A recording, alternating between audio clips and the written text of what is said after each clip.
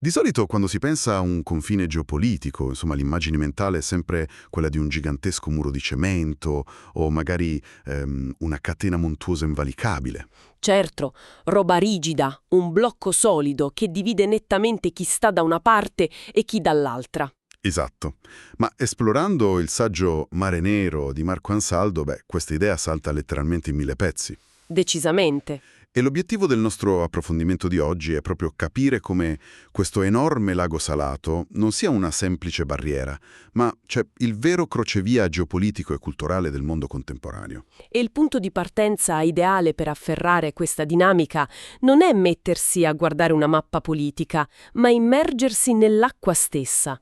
Nello specifico nelle acque di Karaköy, a Istanbul. Ah, è il luogo dove prende vita il mito di Giasone e degli Argonauti. Proprio quello. La leggenda racconta che dovettero remare con una fatica disumana contro una corrente spietata per, sai, riuscire ad attraversare il Bosforo. Per addentrarsi nel Mar Nero. Esatto. Ma la cosa affascinante qui è che quel mito nascondeva un fenomeno fisico molto reale e fu dimostrato scientificamente per la prima volta nel 1680, da un italiano tra l'altro. Aspetta, Luigi Ferdinando Marsili, giusto? Lui, calando degli strumenti nel Bosforo, scoprì non una, ma due correnti stratificate. L'acqua superficiale più dolce andava verso sud, ma in profondità l'acqua salata e pesante spingeva con una forza pazzesca nella direzione opposta. Verso il Mar Nero.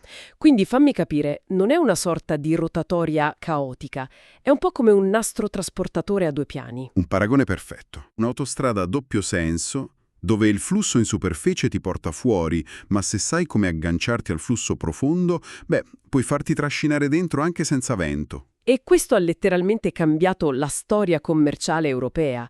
Quel nastro trasportatore naturale ha permesso alle repubbliche marinare di prosperare in un mare chiuso. Ed è qui che i dettagli si fanno, davvero illuminanti. Pensiamo alle colonie genovesi e veneziane. Caffa e Soldaia in Crimea. Esatto. E c'è persino Odessa che fu fondata a fine Settecento da un napoletano José de Ribas. Analizziamo un attimo la questione. Si può parlare di un vero e proprio impero liquido, italiano? Se colleghiamo questo al quadro generale, il concetto di impero liquido è la chiave di volta. Quelle potenze non schieravano truppe per conquistare sterminati territori nell'entroterra. Si limitavano a controllare i porti, gli snodi, le rotte di navigazione. Creavano una rete flessibile. Cioè, era il prototipo della globalizzazione moderna. E quell'ossessione per il controllo di queste rotte fluide, insomma, non è sparita. Anzi, è il nucleo del conflitto ibrido globale a cui assistiamo oggi. Assolutamente. E qui, giusto per essere cristallini con chi ci ascolta, noi non stiamo prendendo alcuna posizione politica. Stiamo semplicemente dissezionando le dinamiche descritte da Ansaldo. Certo, riportiamo i fatti. E i fatti mostrano visioni totalmente incompatibili. Da un lato c'è l'Ucraina che difende l'identità cosmopolita di Odessa, usando persino il suo celebre umorismo come resistenza psicologica. Mentre dall'altro c'è la Russia che, fin dai tempi di Caterina la Grande, vede il Mar Nero e la Crimea come un ineludibile destino imperiale. È vitale per la loro sopravvivenza.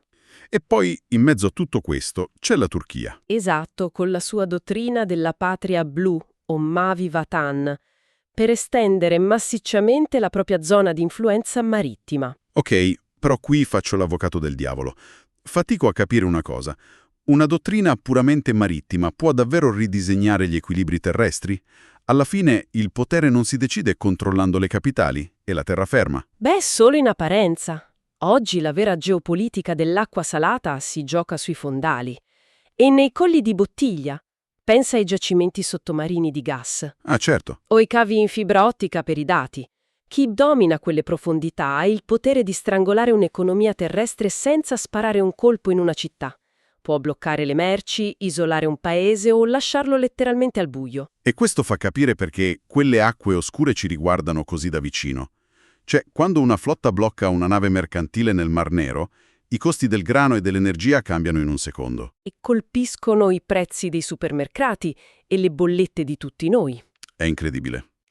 Ed è per questo che il destino degli equilibri eurasiatici si decide oggi su queste acque. Nel Mar Nero si sta collaudando un modello di dominio ibrido. Basato sulle estrazioni in ambienti estremi e sulle reti sommerse. Esatto. E questo, solleva una domanda finale importante per chi ci ascolta.